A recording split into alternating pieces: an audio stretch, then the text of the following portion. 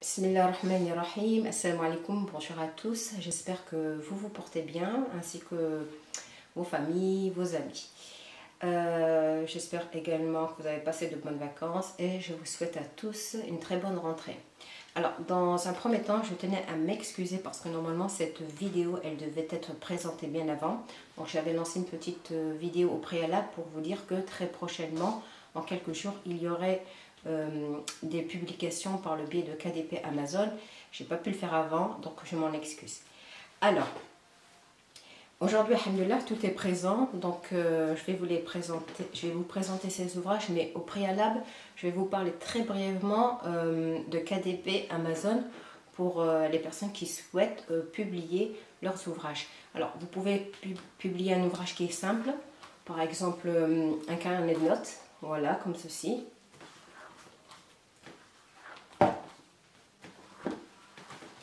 Etc.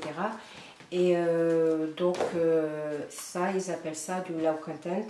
En fait, vous avez juste à choisir une couverture, voilà, et à l'intérieur, le contenu, ce sont des lignes, voilà.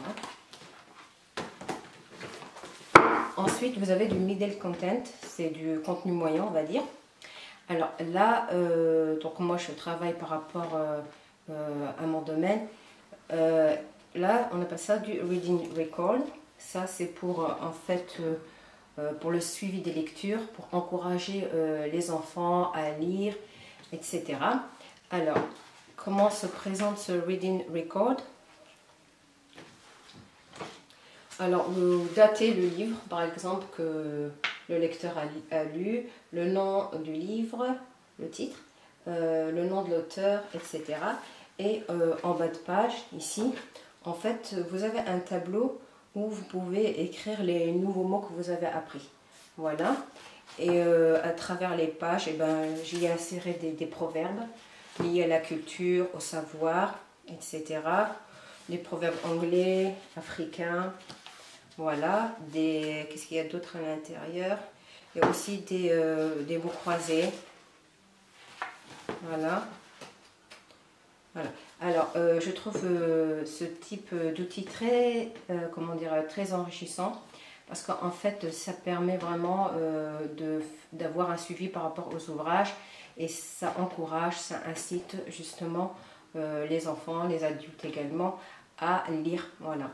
Donc, rien que le fait de savoir que vous avez lu, je ne sais pas moi, 5 livres en 2 mois, c'est valorisant. Voilà. Donc les designs ils sont différents, voilà, il y a celui-ci, il y a celui-ci, celui-ci, celui-ci, voilà. Alors, avant de publier, je m'arrange toujours pour avoir un exemplaire. Donc là, il y a la petite bande grise en fait qui dit qu'il n'est pas vendable. Donc il arrive à la maison, on jette un coup d'œil pour voir s'il n'y a pas des oublis. Et ensuite, on le fait réviser par des professionnels également. Voilà. Alors ça, c'est du middle content. Ça, c'est du high content. Alors il y a deux types. Alors ça, c'est des activités pour apprendre les vêtements, les chaussures et accessoires en anglais. La même chose, donc là je demandais à avoir d'abord un exemplaire pour le faire réviser par la suite. Il est en cours de révision. Alors, comment se présente cet ouvrage? En fait, on demande à l'apprenant de cocher la case s'il connaît le nom des vêtements. Donc voilà, il va s'amuser à cocher. Ensuite, la deuxième page, comment elle se présente? Elle se présente comme ça. En fait, là, l'apprenant, il va se rendre compte si il connaît effectivement le vocabulaire ou pas. Voilà. Ensuite, alors, qu'est-ce qu'on a? Voilà. On a, voilà, donc les mots et les vêtements, il doit les relier, donc ils sont mélangés. Et ensuite, les mots croisés. Voilà. Ça se présente comme ça dans tout ce petit livre. Voilà.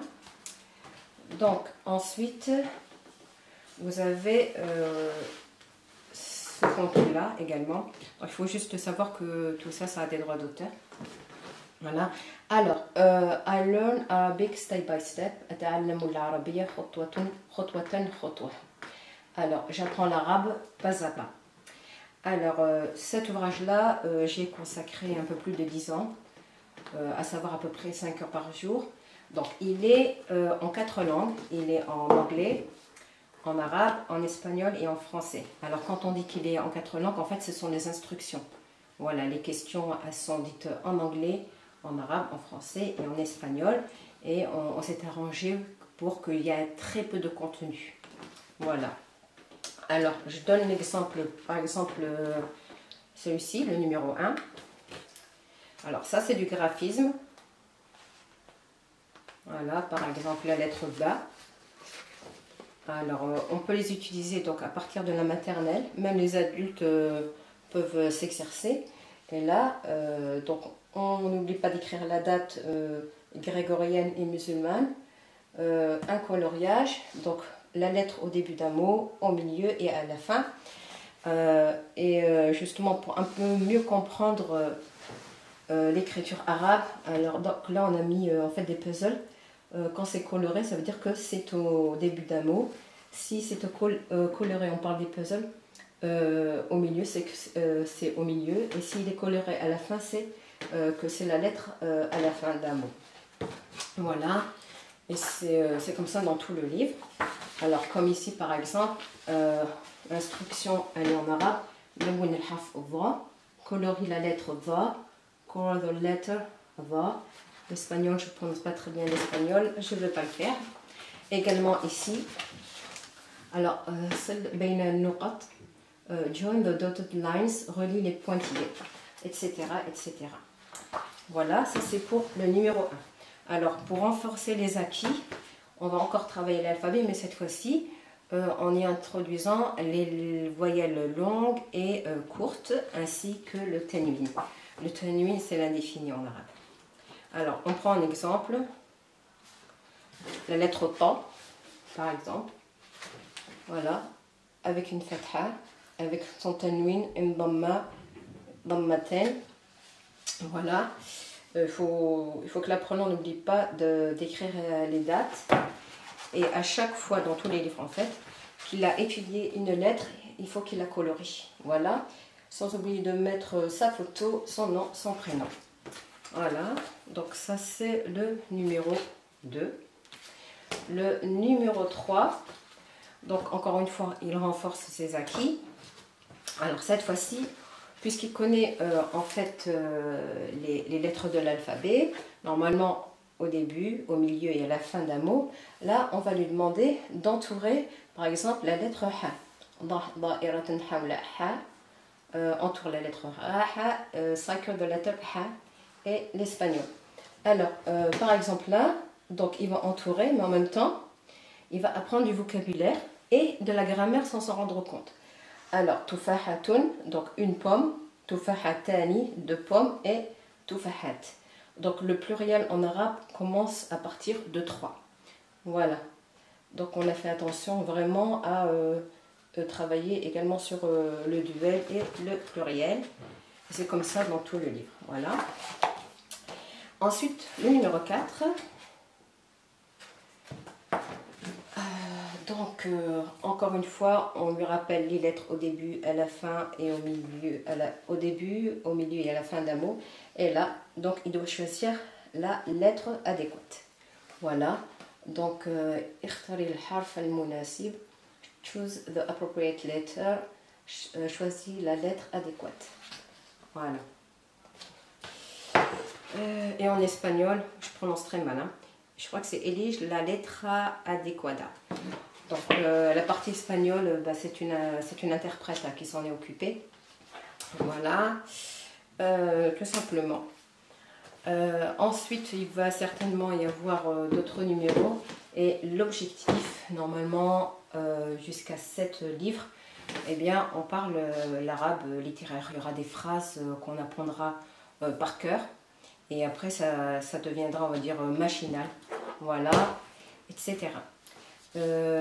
Écoutez, j'espère que cette vidéo elle vous a plu. Je ne vais pas oublier de mettre en barre d'infos le lien concernant la présentation de KDP Amazon, et je vous mettrai également les liens si vous souhaitez vous procurer ces ouvrages. Voilà.